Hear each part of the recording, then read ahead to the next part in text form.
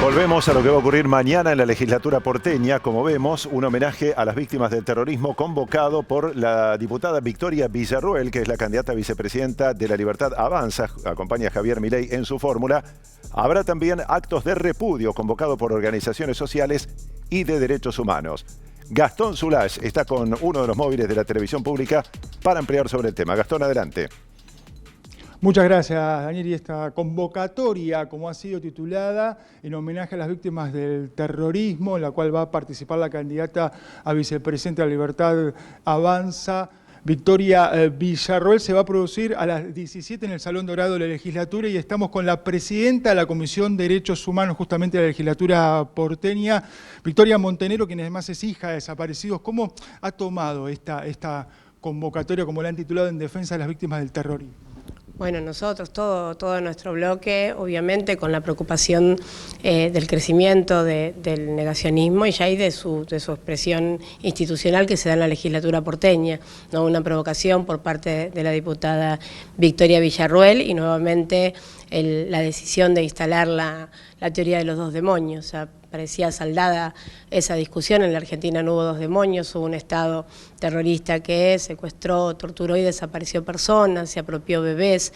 Las abuelas de Plaza de Mayo hace unos días identificaron 4 búsquedas de criaturas que fueron asesinadas en el vientre de su madre. Entonces, ¿qué explicación le daría la diputada Villarroel a esos niños que fueron asesinados en el vientre de su madre durante la dictadura cívico-militar? Por lo tanto, también como presidenta de la Comisión de Derechos Humanos ha enviado una carta al vicepresidente de la legislatura, Manuel Ferrario, alertando, ¿no?, de alguna manera, o por lo menos manifestando la preocupación. ¿Y qué respuesta ha recibido? Sí, por supuesto. Nosotros le enviamos una carta al vicepresidente de la legislatura. Hace tiempo que venimos trabajando con varios proyectos que puedan encuadrar lo que fue la dictadura cívico-militar y que quede claro quiénes son las víctimas de la dictadura cívico-militar. No tuvimos una respuesta favorable, entendemos que la actividad se va a llevar adelante y eso nos obliga a redoblar los esfuerzos en cuanto a una estrategia de cara a las semanas próximas, ¿no? Porque a veces hay personas que no dimensionan lo peligroso que es no solo la actividad en la legislatura donde se está instalando la teoría de los dos demonios nuevamente, sino el hecho de que Victoria Villarroel puede ser vicepresidenta de la Nación.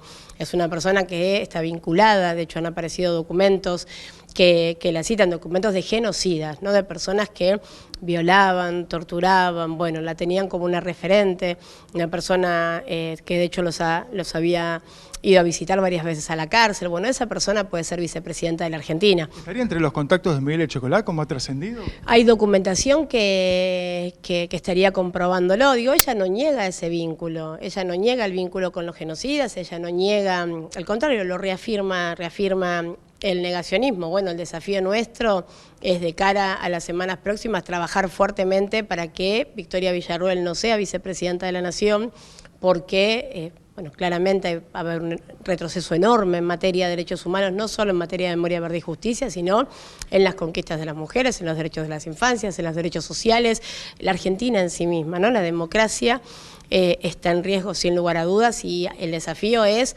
entender esta provocación como lo que es y trabajar fuertemente para enfrentarlo. ¿Cree que se busca de alguna manera preparar un escenario para en un futuro por ahí llegar a indultar a los genocidas?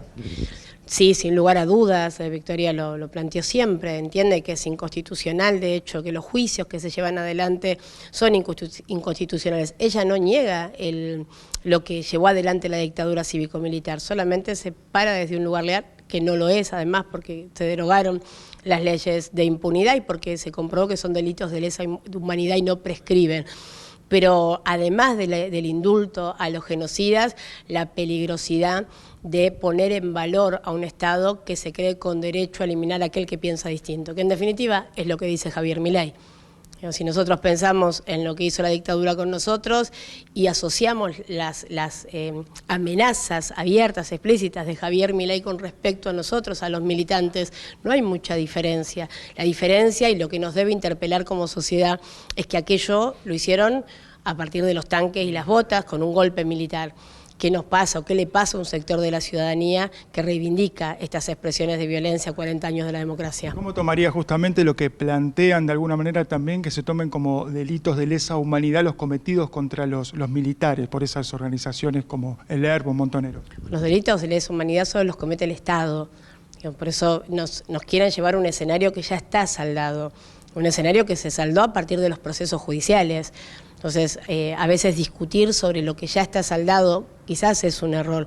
Lo que hay que entender es el contexto político, el desafío que tiene la memoria, sobre todo con las nuevas generaciones, y con estos discursos que vienen a confundir que cada vida es única e irrepetible. Eso no está en duda. Que nosotros cuidamos la democracia porque cuidamos la vida, por supuesto, pero hay una diferencia enorme entre el accionar de los grupos militantes y el rol que tiene el Estado.